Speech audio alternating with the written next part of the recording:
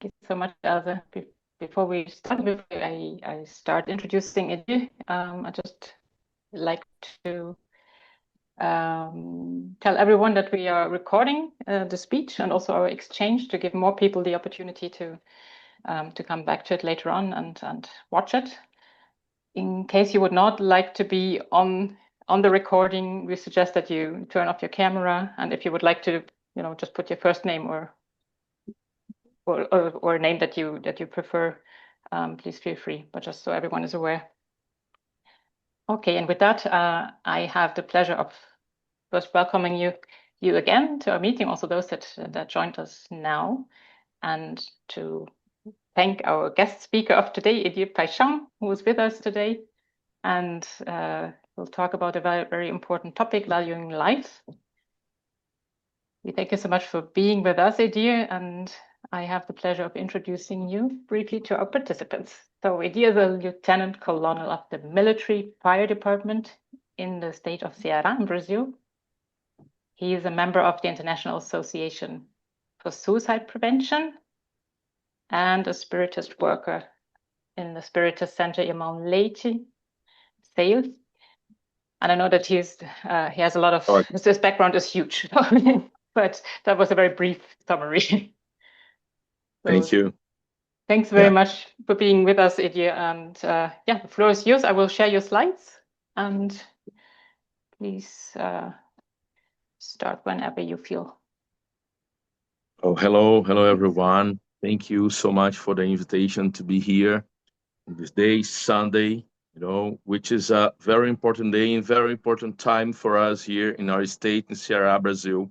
Why? Because in Slovenia, 2023, we were there publishing, an abstract, an investigation about the days of the week where we had more, operations for our military firefighters. I'm a military firefighter here in Brazil. I have been working, rescuing people in suicide attempts and putting out fires, of course, too, but also here in Brazil, the military firefighters, they work in suicide attempts. And we were there in the International Congress for Suicide Prevention in Piran City, Slovenia, and we were accepted to publish about a research showing that here in our state in Brazil, the Sunday was the most common day for suicide attempt operations, where people would ask the military firefighters to rescue people in suicide attempts. And after the lunch, the time we are here now in Brazil is 2 p.m. and 15. After lunch, it was a critical point, and you were thinking about Brazilian culture, and you have seen that Sunday for us is the day we're preparing for the week. Sometimes people here in Brazil, they go to their families' houses to have lunch together. It's very common here, mainly in our state, Ceará, Brazil. And after that, they're going to be, in the afternoon, many of them will be alone, and they will be with the anxiety, to win, to prepare in the other day, in the Monday, in the rest of the week. And loneliness is known as a risk factor for suicide crisis, So it's interesting. We are here now, gathering to talk about valuing life. Yeah. And I would like to tell you that I have been speaking in Portuguese, also in Spanish. It's another opportunity to speak in English about valuing life and suicide prevention, health promotion. But here, I've been to Protestant church, I've been to Catholic church, I've been to universities, I've been to police stations, fire department, stations too. But here, it's going to be a little bit different because here we have the opportunity to talk about the immortality of the spirit and how it can help us to work valuing life, promoting mental health and suicide prevention. For me specifically, I would like to start telling you that for me, it's a support, an extra support, because I have worked for so many time. I have my psychotherapy. There is a psychologist, Natalie, she lives in the north part of Brazil. Through online sections, we have the chance to have the psychotherapy with her. We have been together for 5 years. It's very important we take care of ourselves with mental health professionals. And I try to take care of myself, not only the mind, but also the body. I go to the gym to lift, I play table tennis, ping pong, it's very important too. So body and mind are connected. But here today, we have also the chance to talk about the spirit too. Huh? So I asked Karen, to pass, please, to the next slide. Yeah. Interesting. While she's going to pass the next slide. She can do it already. Yeah. To say that psychology, psychology, the field where we investigate and study the mind, but psych from old language can be also translated as a spirit, as soul. So study of the spirit and study of the soul, psychology, because we do not see the mind, and we believe you cannot see the spirit too, only if you are a special person, with a special characteristic named, you can be named medium, okay? But let's start with our first slide here, which I'm very happy to cite Rory O'Connor, a psychologist from Ireland who works in Glasgow, Scotland, carrying out in my opinion, uh, it's a very, very interesting laboratory. It's a lab for studying the behavior, the suicidal behavior. Yeah. And he has a very famous book named When It's Darkest: Why People Die by Suicide and What We Can Do to Prevent It. And Rory O'Connor is one of the most respected researchers in suicide prevention in the world. He has been the president of IASP, the International Association for Suicide Prevention, the association I belong to, for 5 years. And it's really important that we can, before going a little bit deeper in the talk of valuing life and preventing suicide, that we can understand that suicide is not missing God in our lives. Despite religion or general spirituality often are protective, against suicide. But we see there is a book named The History of Suicide, written by a French person named Georges Minois. And there he's going to give us many examples of religious people, religious leaders who died by suicide, you know, Jewish, Muslims, Christian, Spiritist people also, yeah, Catholic. So dying by suicide is not exactly missing God. If I have God in my life, if I have a spiritual belief, if I have a religious life, usually, frequently, it's gonna be good for me. Yeah. But it depends on how I deal with this belief, how I deal with this religion. Sometimes people are forced to go to church, for example, and they go there, they listen for 1 year, and everything is gonna go out for the other year. So it's nothing for them. Sometimes they get angry, so it's important that we have the will to participate and that we really believe, and our actions can be orientated by our beliefs so that we can value life. That's very important. It has to make sense for us. And I have the chance to cite also the book. I think it's The Man Searching for the Meaning, by Viktor Frankl from Austria. He wrote this book, talking about logotherapy, and that everything in our lives that we have to use, that we need to use, is going to be really worth it to use for suicide prevention. It has to make sense for us, even religion. Yeah. Going on. Suicide is not only a way to call attention. This is very important thing because in Brazil, we have seen that when a person is suicidal, sometimes he's going to seek for help, show not with words, but with the behavior, to call attention so that someone can come, and to offer a hand, to offer a ear, and to listen, to help this person because sometimes the person has no idea how to have, special help. in this moment. So calling attention is good. It's not bad. You know, going on. I think also okay. That's fine. Going on. Suicide is not something we need to blame relatives or other bereaved people for. Yeah. For example, I have worked for 27 years of my life as a firefighter.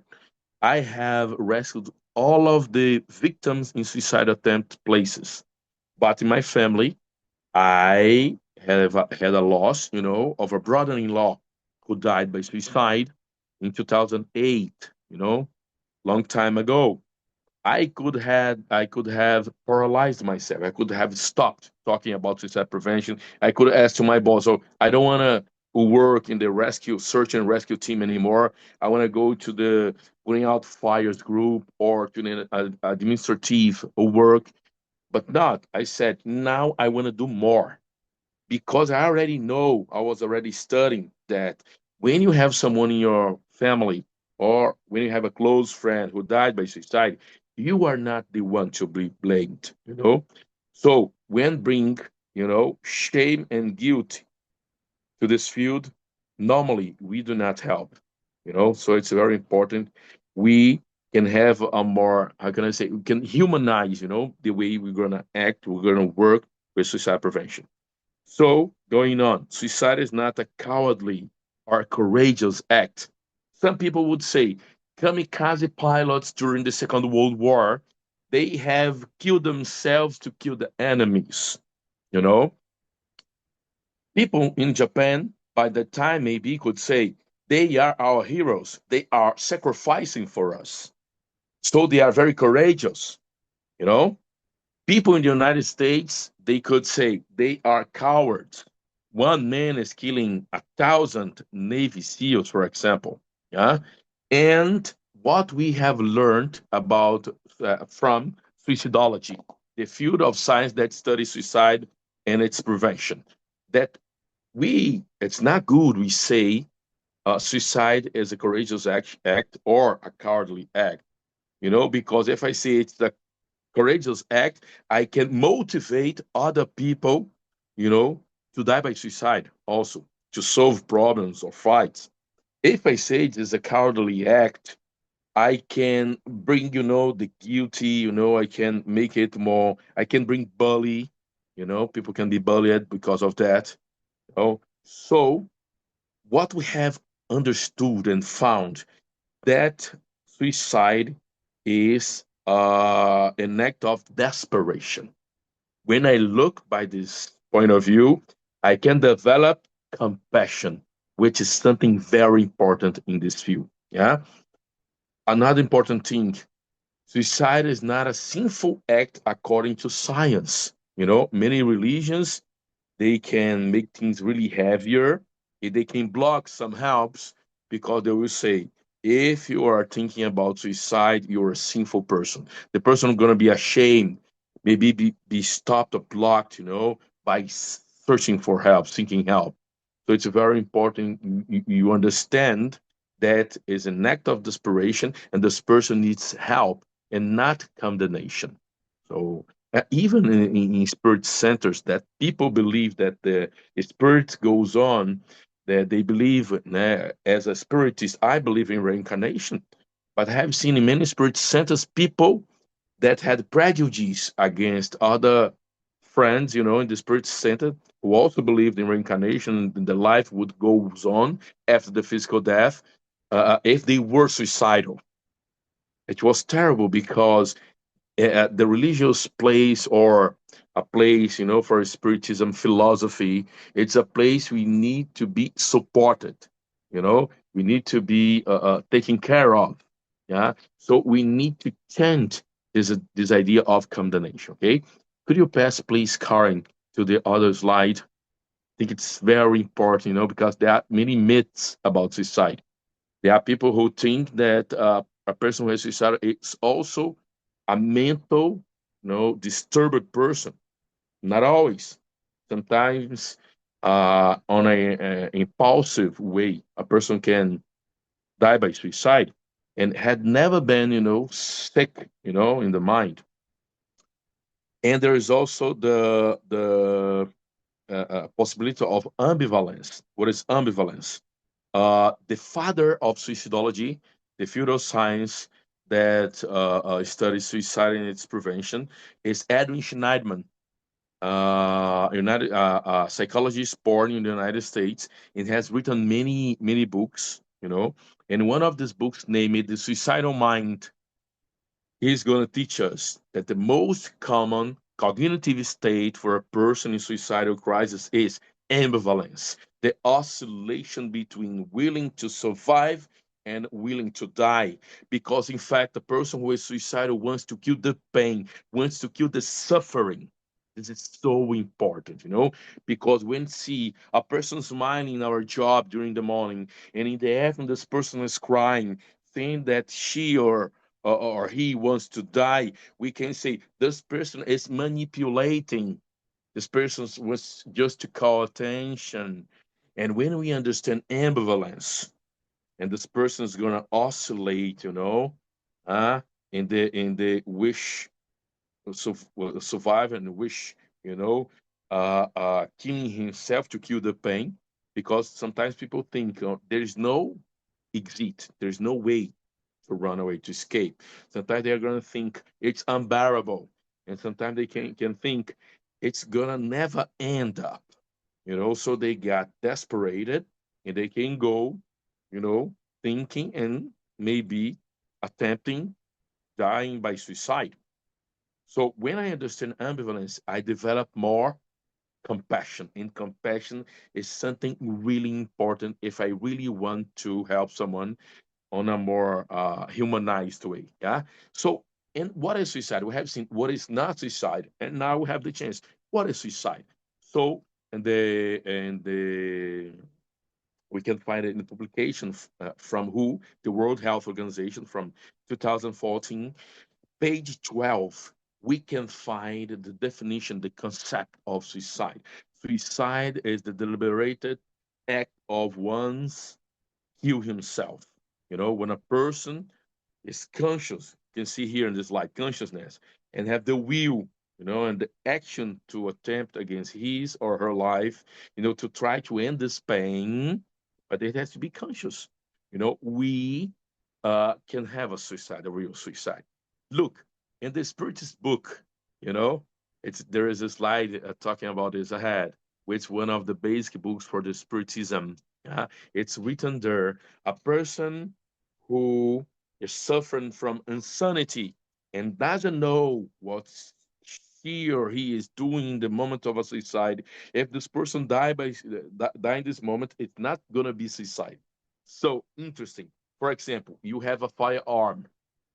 You are maybe a policeman or a policewoman or a military guy, as I am, because I have in my work, access to lethal weapons, to a firearm.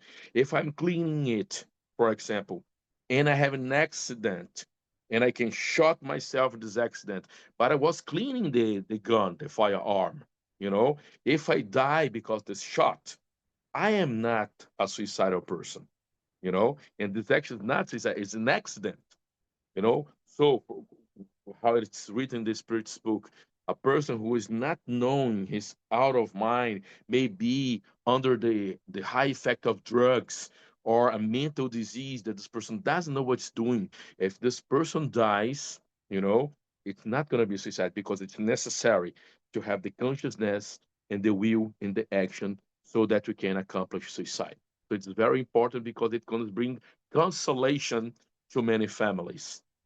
I have been looked for people bereaved by the death of relatives, and they would come for me and say, "Gee, is my father a suicidal person? Is my brother or husband a suicidal person?" And I would ask, "This person had any mental disease, maybe schizophrenia, that we can see sometimes people totally out of mind."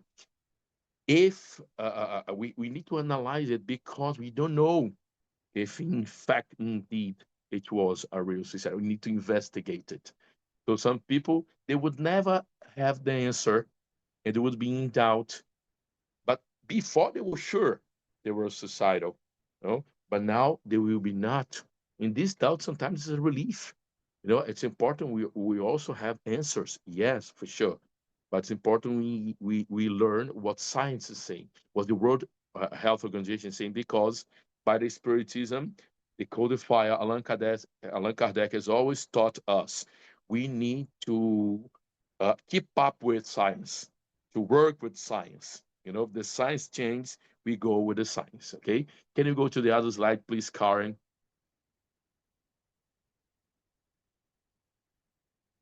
So, what is the strongest instinct in life?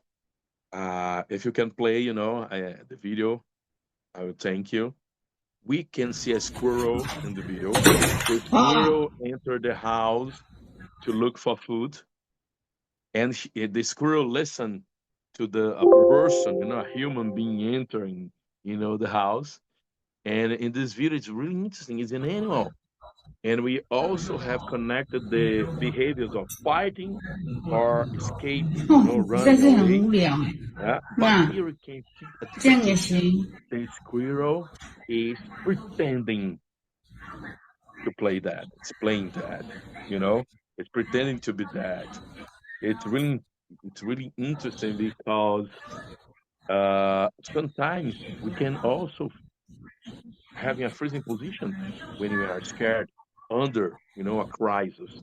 And here we can say, the squirrel pretending it is dead. You know, some people think it's a funny video, but it's gonna teach us, extra things about the behavior because we have our reasons, we have our brains, our minds. We can decide, we can make up decisions, but we are also animals, and I also use the video to say, hey, we have instincts. And sometimes the instincts is to play daddy, or sometimes the instinct is to really to kill ourselves when we face the risk situations. Could you pass to the other slide, please, dear Karen? Thank you so much for your help. And what are the expected behaviors in life-threatening situations? Fight, as I have told you so. Run, sometimes they would say fight and flight, fight and flee, fight and run, and there are two very strong emotions connected to the fight and escaping, which are anger. When you are angry, normally you're going to fight, and when you feel fear, when you are afraid, you're gonna run. So it's very important we also understand emotions to help people in suicidal crisis. Why? Because the emotion, according to the doctor, the PhD David Matsumoto, professor from the San Francisco University, a researcher that works in the emotion field for more than 30 years, he's the main author of the book Nonverbal Communication.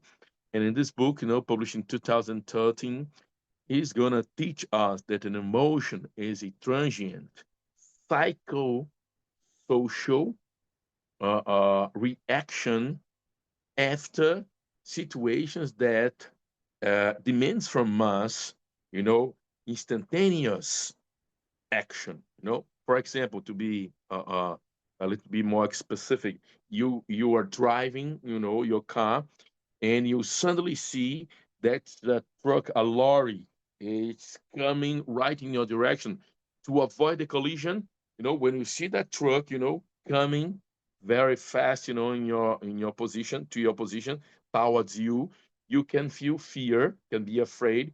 So the thinking is going to be almost nothing, and you, because you're conditioned to drive for so many so long time, you're going to brake, or you can using the steering wheel to avoid the collision. So the emotion has a specific and a wonderful mission in the survival mode of a human being, and from the rest of the animals. Sometimes we do not understand emotion scientifically. So I highly recommend you, to study about emotions. And I recommend Paul Ekman. I recommend Daniel Goleman. It mailing, my favorite one, I recommend David Matsumoto. This book is simply incredible and wonderful, because when you are helping people, it's important we use emotional labeling. What is this person feeling now? person afraid, this person angry, anxious, you know, is ashamed, you know, and we are gonna having our listening in our communication in a way to connect, you know, in a better way to this person. Play dead, you have seen the video, freezing, you know, sometimes feel bad because they have frozen in some situations. It's normal because some animals they will have this freezing action, you know, to see to show themselves like I'm not a threat for you, you know, and pretending fighting. Sometimes not only fighting but pretending fighting, you know, is also a reaction in those situations. Edir, I'm gonna help someone who is suicidal, and this person is aggressive. You know, it's a normal situation because you know the suicidal thoughts. So I will develop compassion when I understand, you know, what possible reactions I can have from a relative, you know, with a friend. Okay, can you go to the other slide, please?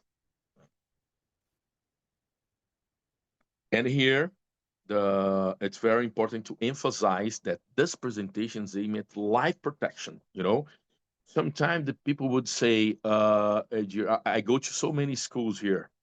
And when I go to the schools, I'm going to talk to children. I'm going to talk to teenagers, adolescents. So I have to adapt the way I talk, the words I talk, to be in the level of them.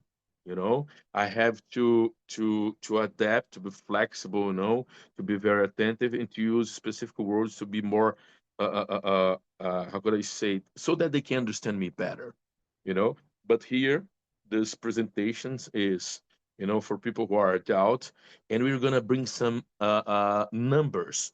I want you to understand this, that those numbers are not to scare you, but to bring us awareness about what's going on in the world.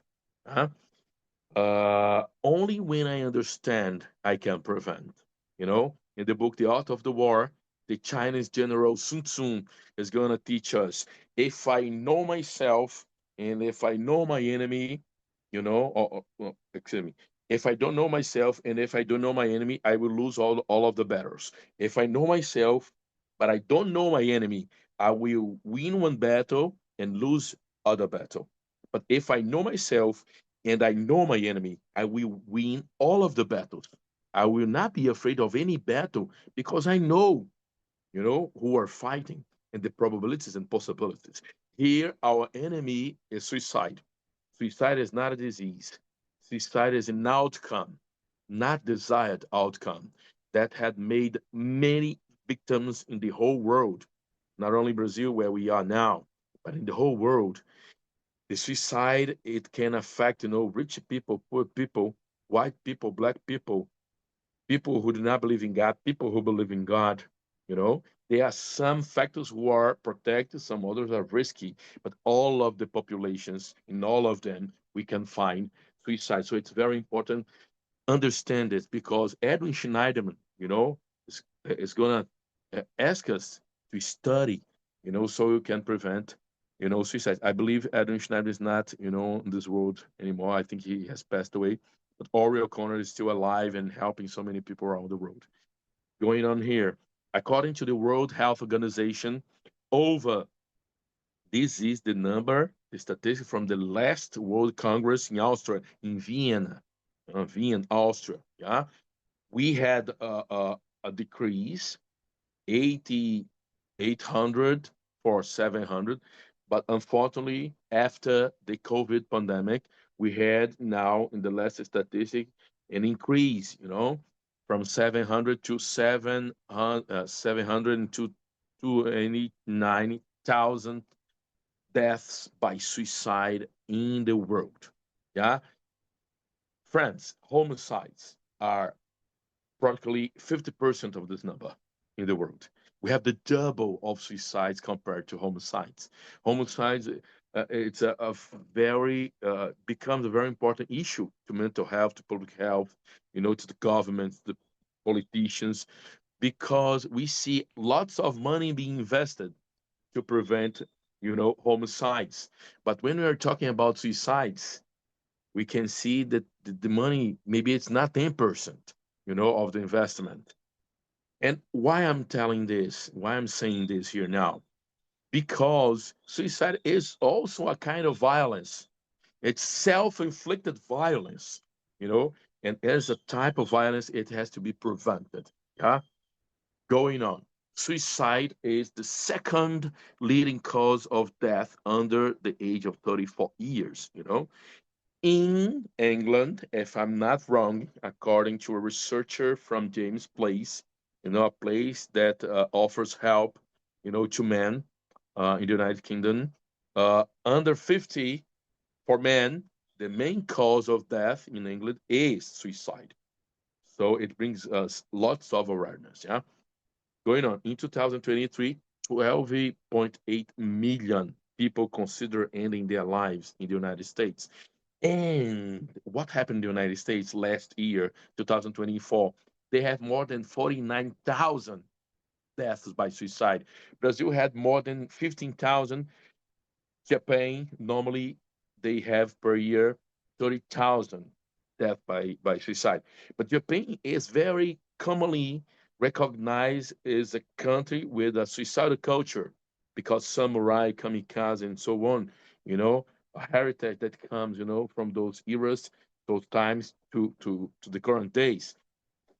And if you add the Japanese deaths by suicide plus Brazilian deaths by suicide, it's going to be 45,000 people. Only the United States had more than Japan and Brazil together. And Brazil normally is the eighth country in the world in the absolute number for suicides. Unfortunately, a high number in my point of view. Yeah? 3.8 million planned no suicide and 1.6 million attempt it. Suicide increased 33% between 1999 and 2019. For every person who ends their life, 150 other lives are impacted. If a suicide is in a public place, even more. We need to campaign, we need to have campaigns, you know, to educate people not to record it and not to share this in the internet. Yeah. 60% of people who died by suicide have a type of mood disorder. Very important. We avoid to say currently commit suicide because we commit crimes. And suicide is not, or attempting suicide is not a crime in Brazil, in the United Kingdom, in the United States, and the most of countries. So we bring more compassion when we say die by suicide. Karen, please pass to the other slide. I see it. The time is almost ending, you know. You need to become a little bit faster. And friends, we have talked about protective factors and risk factors, you know, alcoholism, you know, drug dependence, lack of support, you know, are risk factors, for example, you know, and having a belief or a religion normally, frequently are protective. But many of us currently do not accept it by accepting. We need to reason, we need to understand, and this is very good. So, you who is watching us now, or that will watch us, you know, the recorded presentation afterwards, I highly recommend you to find the evidence. And this investigator, this researcher, Bruce Grayson, you know, a doctor who had never believed in his life that we could have, you know, a spirit that would live after the material, the physical death. You know, he has found, you know, incredible outcomes while working as a psychiatrist, you know, in the United States. Uh, Cases of remarkable experience on the threshold, the limit of death, have been reported since ancient times and are described today by 10% of people whose hearts is stopped. Yeah. In this book, After by Bruce Grayson, the psychiatrist, he's going to share his knowledge about near death experiences and now they can prevent future suicide attempts. Why I'm telling you this? Because I have read the book, you know, and I was, you know, amazingly surprised to see many case studies, you know, reported in the book, you know, about near death experience. And when the person who attempted suicide and could have those kind of experience and see by themselves that those experiences show them that life can go on, the biological, the physical death, most of them changing their ideas about the suicide. So the experience was preventable for them, was protective for them when they could really recover. I have put in this slide, if you want to have access, it's totally allowed, by our organizers to send them to broadcast it.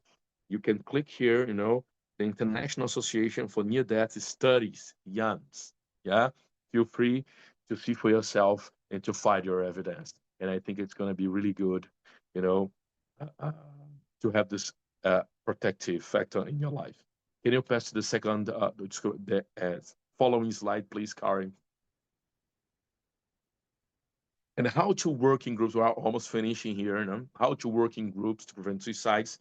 I would like to share you that I have trained many people in Brazil with the Life Guardians Brazil strategy. We can see here the symbol, blue, orange. Can see a candle, the fire, the flame. The hands are protecting the flame. The flame means life. So we need to take care. We need to protect our lives and others' lives. And we have 5 steps that we taught, in 3-4 hours at least. I'm just mentioning here, if you are interested to have this training, we could talk about this later on. I'm gonna leave, my contact, and it can be for free for you, because in our spiritism philosophy, we need to do the charity, you know.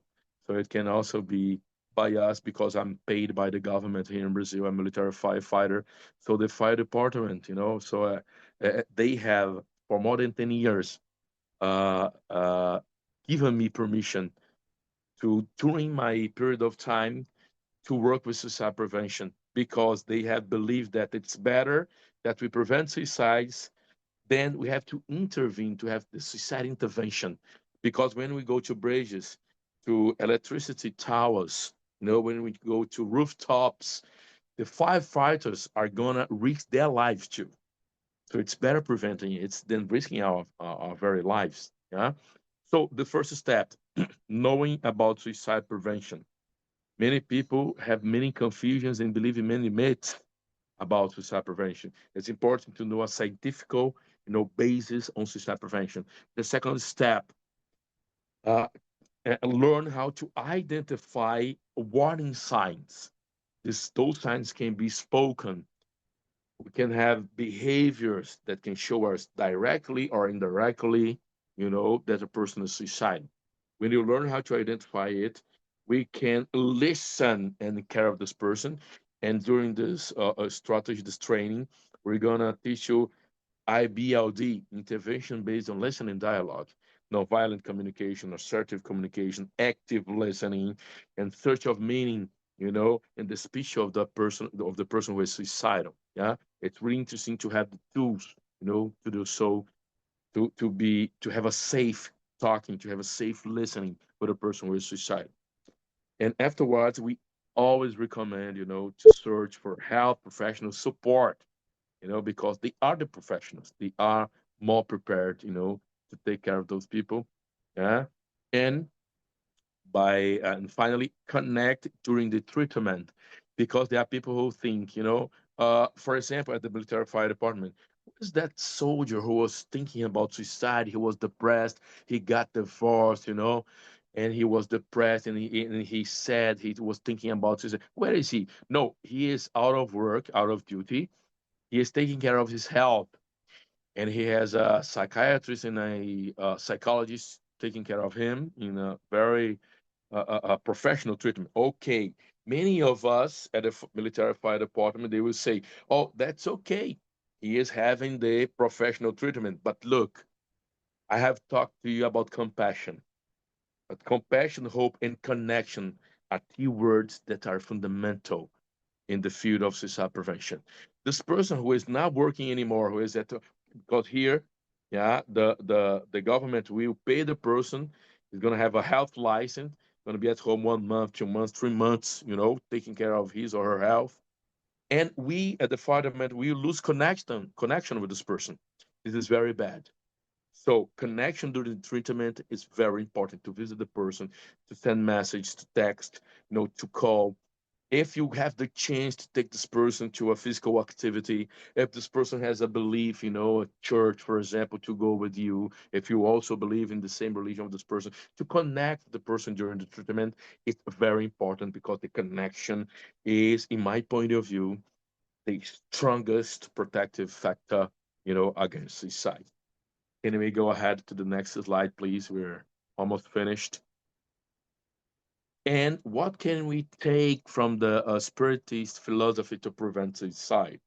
Yeah, in the book named "The Gospel According to the Spiritism," we can see in the chapter 5, suicide, talking lessons about suicide and insanity.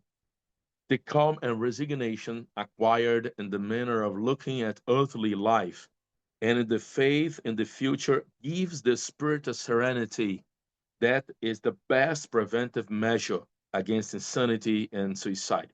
In fact, it is certain that most cases of insanity are due to the troubles produced by the vicissitudes, the hardships that people do not have the strength to bear.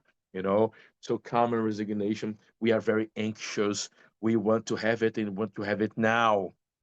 So learning how to wait, understanding that most of things in life we do not control at all. What Viktor Frankl in the book, Man's Search for the Meaning, is going to teach us that we really have, the liberty to choose how we're going to react, after things happen to us in life, you know.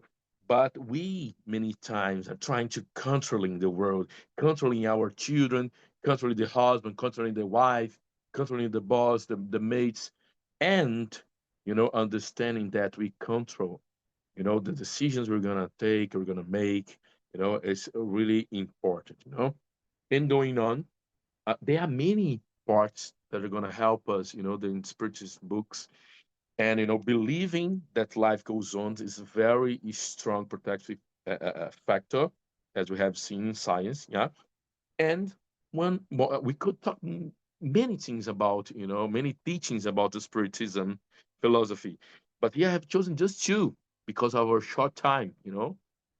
But if you read the books, and they're available for free in the internet for free downloads, yeah, we can see much more. To finish our part here, isn't the sacrifice of one's life sometimes meritorious when it's made in order to save the lives of others or to be useful to one's neighbor? In accordance with such intention, it is sublime. And such a sacrifice of life is therefore not a suicide. Look how this is important for me, who is a firefighter. I have entered so many times in the ocean to help people who were drowning. I have entered in buildings on fire, buildings that was almost collapsing. And sometimes I have asked myself, hey, if I die here, am I a suicidal person? Yeah, but not. When I have studied spiritism, I got that calmness. I got, oh, that's sublime. I'm not sure I'm gonna die here, but I'm risking my life to save others' lives, to save victims' lives. So this is good. Yeah. What have we learned from the World Health Organization in the beginning of our presentation? That the concept, the definition of suicide is when we have consciousness and will, to kill yourself and you achieve death. Yeah.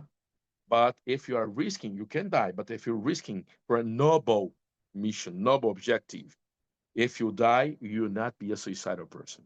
So it was very important for me in my life, to work, calm and conscious that what I was doing was a good thing. What I'm doing is a good thing. Yeah.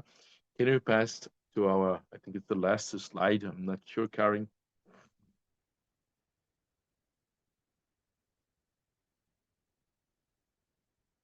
And very, very important examples of lifelines in Europe. Talking to someone is very important. Ask for help. talk to someone. You don't have to bear this alone. You don't have to carry out alone. We are together. Yeah. I have I got the happiness. I'm very happy today because 2 weeks ago we have broadcast the first rules for mechanical protection against suicide in Brazil. We can find this. It's not in the slides. I will send it to Elsa later on. How to build mechanical protections. Nets in the windows, yeah, and bridges. The kind of fences we have to have there. You know, types of phrases to connect for connection, not motivational phrases, think thoughts, but connection thoughts. Connection phrase sentences to connect with people who are suicidal in bridges, in hospitals. The kind of glass in some hospitals in Brazil, if you break it, they're gonna become like knives. So we are recommending different kind of mirrors, glasses, so that if they break, they're gonna break in small pieces. That's gonna avoid suicide and homicides and mental health hospitals, for example. So this system of rules are broadcast in the military fire department website, and I will send the link to Elsa.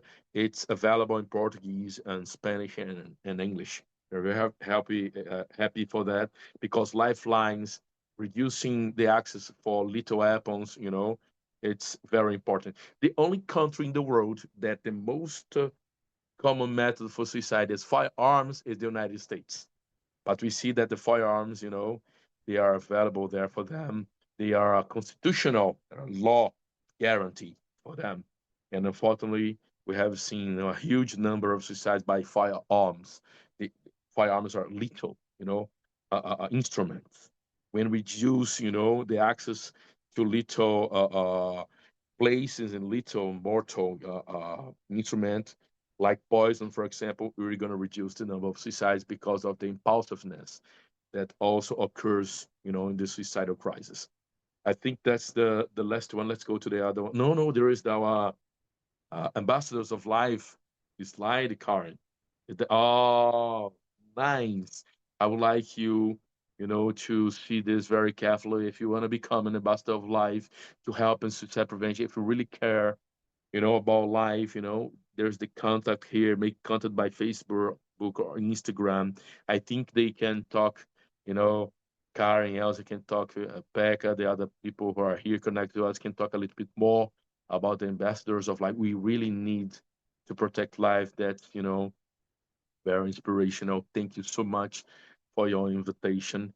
I think we have our references there, and our contact, my contact in the last slide, and I'm ready here for questioning and answers. I hope I can answer. I know if I don't know, we can investigate. And come to you after, with an answer. That's my email, my Instagram. Thank you so much for this opportunity. It's very, very good, to work on suicide prevention, to talk to you here, in the air conditioner, sitting in my house, safely. It's really better than being on a bridge, talking to someone's eyes, in despair, and maybe I almost have fallen with some of those people.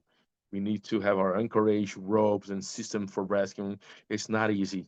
Yeah, so it's very good to talk about this because we're talking about valuing life. Your life is very valuable, very important. It's worth it. Thank you so much, for your attention. Thank you so much, Edir. And well, the slide sharing now. Yes, first of all, really a big, huge thank you for bringing so much knowledge, inspiration to us in such a little time, such a broad look at this, the most important topic that we have probably. From so many different angles. I found that so helpful, talking about the wording, the language that we use when we talk about suicide, and the very important point that we need to understand in order to prevent. So that's also one point of the suicide prevention campaign, Ambassadors of Life, that you briefly showed. That's also the idea of informing people, of sharing what are warning signs, and also to talk about myths and facts to just the fear away of talking to someone, of reaching out to someone to offer our help, and not being afraid that we make things worse or something like that. That's also the idea behind. And I see. Sorry. Yeah. I have seen a question here from Fabricia. Yeah. I don't know if you have a sequence for questioning, but I thought it was very Exactly. interesting, what you Exactly. said. Thank Can you we so much. start Yeah. answering? Will you ask, it was because it's really nice when it's written too, because I can, read it more. It's good to understand. I'm not a native speaker. I apologize for my English mistakes, but I'm very happy, to be here to share with you, this knowledge. But so Yeah. I put in your hands, you can ask, the questions, and I go trying to answer them. Exactly. No, thank you, Edir. That was also just to inviting everybody to put your questions in the chat. I don't know if you can scroll up a little, Edir. The first one, we had a question from Elsa. So she is asking how to help families to be aware about their teenagers that are in depression, cutting themselves, no dialogue at home, make them be more guilty, no love is shown to their beloved ones. So how can we help those families? Friends. Similar to Fabricia question. Yeah, but Fabrice has talked about self-harm. Very important, specific point on suicide prevention. But let me talk about the family, the teenagers. They are similar, but the self-harm is. I'm gonna wait for Karen to pass. The other question. I'm gonna try to answer your question, Elsa. Now, friends, I have traveled a lot around the world, and this is amazing because I love traveling. I think most of people love traveling, meeting other people, knowing other cultures. I have studied in China in 2011, in the Beijing University, having a summer course that was amazing. I believed in God. All of the Chinese classmates, all of them, they did not believe in God. It was really interesting, because it was the first time in my life.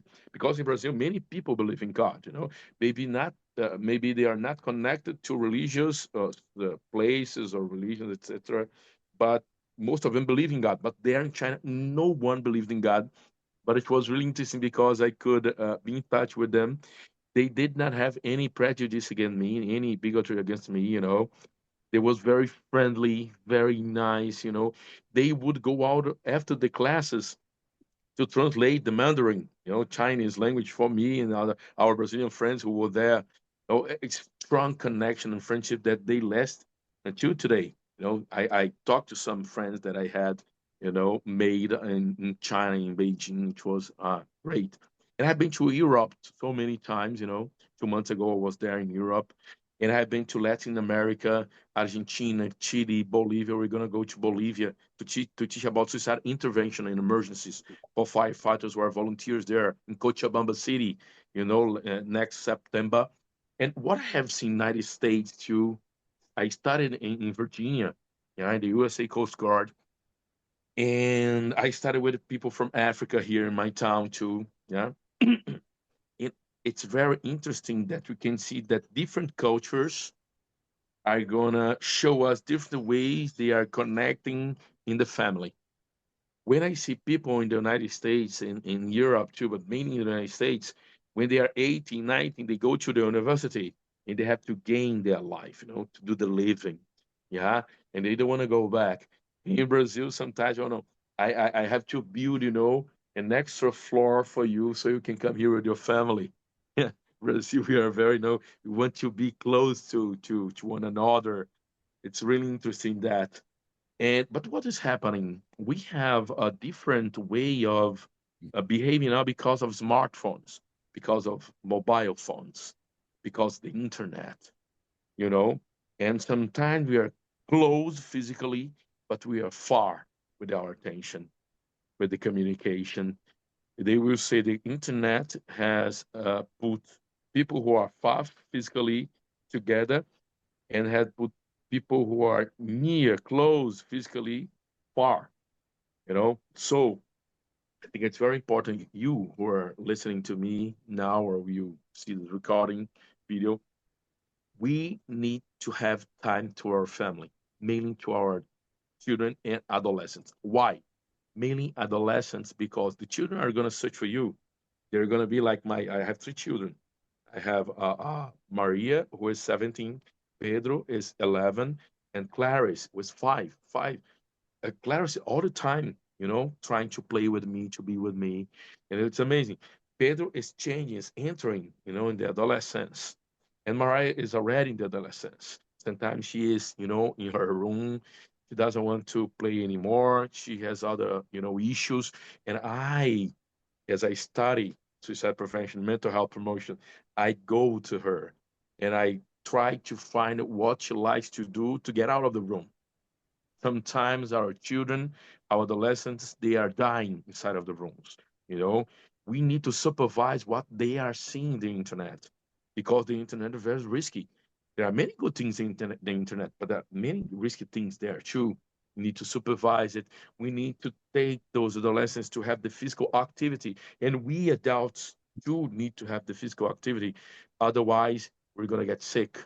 In Brazil, we have sun in my town all of the year. I have a friend who went to the United States, in the frontier to Canada. She got a depression because she had a vitamin D. She lacked vitamin D. You know, so depending on the air, on the place of the earth, I have different environmental conditions, cultural conditions, and family, behavior. They are different. But see, I'm gonna say once more, connection, compassion, hope, and connection. But connection is the strongest protective protective factor, when we talk about suicide. So find ways to talk, to listen, and not to be bossy, not to be violent. I highly recommend you to study Marshall Rosenberg, Mahatma Gandhi, Arun Gandhi, that we were together once in 2020, if I'm not wrong, learning from them how to develop the nonviolent communication, the active listening. This is so important, you know. Find the pleasure. And when we find, it has to be for true. It has to be a true presence. All right. Let's go to the other question, please. Yes, thank you. So Fabrizio's question, so she's asking if in your experience, young people who are used to self-harm themselves, if they can go to suicide later on, for suiciding later on. Very important question, because in the publication I have told during the presentation, Preventing Suicide, a global imperative, free for download, in the internet. They are going to tell us, they're going to teach us that self-harm is a suicide attempt. But look, there are many books for wonderful researchers, and I believe in them, that are going to teach us there are types of self-harms that they are non-suicidal injuries. I agree with them.